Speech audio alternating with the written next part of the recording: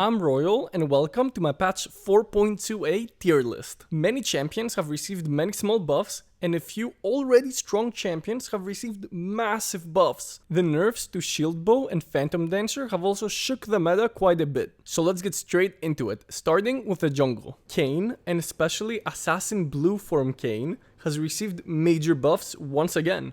Riot have been steadily buffing him since his release, and they finally buffed Kayn exactly what he needed. He's finally able to get his form faster. The main issue Kayn has is how useless he is without his form, and how long it takes to get it.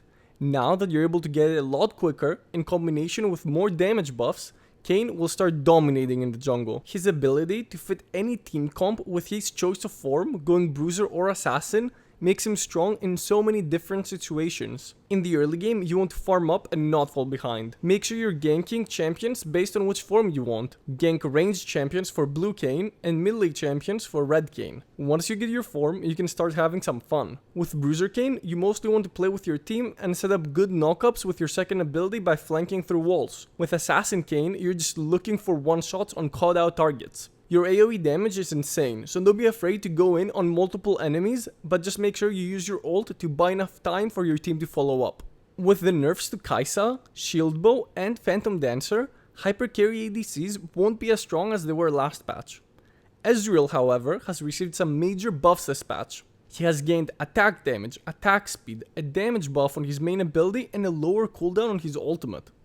Ezreal already benefited a lot from the item changes to Manamune and has very versatile build paths. He also does a mix of magic and physical damage, so it's hard to itemize against him. All these factors have pushed Ezreal to be the god tier ADC of this patch. Ezreal's laning phase isn't the strongest, but if you're able to poke down enemies with your first ability, you can definitely get a lead. You are, however, happy to just sit back and stack your tier. The mid game, when you have your Trinity Force and your stacked Manamune, Ezreal has a huge power spike. Your damage is insane and you're only getting stronger. Just make sure you're hitting your first ability. A mistake I see a lot of Ezreal players do is not auto attack. You aren't a mage, you're still an ADC. You want to constantly auto attack between abilities to maximize your damage and take full advantage of your passive's attack speed buff. I would also like to mention that a lot of top Chinese ADCs are building Essence Reaver on Ezreal instead of Manamune. I still think Manamune is better, but feel free to give it a try. Our support god tier champion of this patch is gonna be Pyke. Pyke has received some big buffs this patch. He's tankier in the mid and late game, he has more sustain with his passive, more damage on his true damage execute that refreshes on champion kills.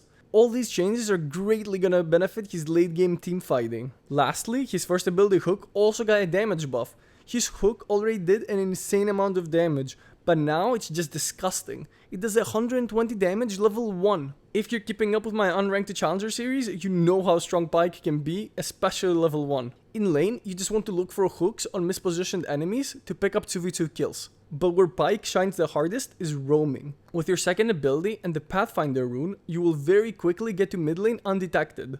Make sure you're taking full advantage of Pyke's roaming so you can snowball the game. Once you get a lead, his insane burst and reset ultimate will let you take over teamfights and snowball.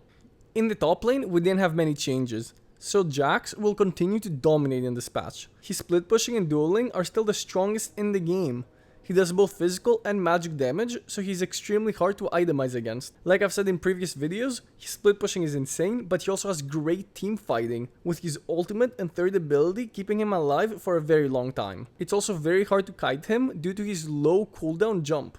Finally, in the mid lane, we saw a few small buffs, however non-significant enough to dethrone Orianna. She remains the queen of the mid lane. Her long range makes her a big threat in laning phase, while her shield keeps her safe. The crazy thing is that her lane is the weakest point in her game. She's only getting stronger. Once Orianna gets her 3 item core, she destroys teamfights with her AoE damage and incredible ultimate. She also provides a lot of utility with her shields and movement speed buff. Thank you so much for watching. Let me know down in the comments which champions you will be playing this patch. Like the video if you enjoyed and subscribe for more Wild Rift content.